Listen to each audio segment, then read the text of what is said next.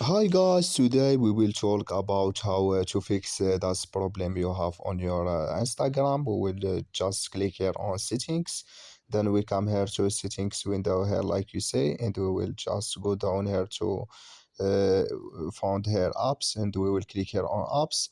Then we come to apps window here. We will just wait to this is window show for us, and we will go down here to looking for Instagram app here, and we will click here on Instagram. Then we come to next window here like you say, and we will click here on for stop. Then we will click here on OK. Then we will click here on storage. Then we come to a storage window here like you say, and we will click here on clear cache. Then we will click here on clear data, and you just turn off your phone and turn on it, and it's going to work with you. So that's all now. I wish you are great. Thank you for your watching. Don't forget to support us by like and subscribe, and see you next video.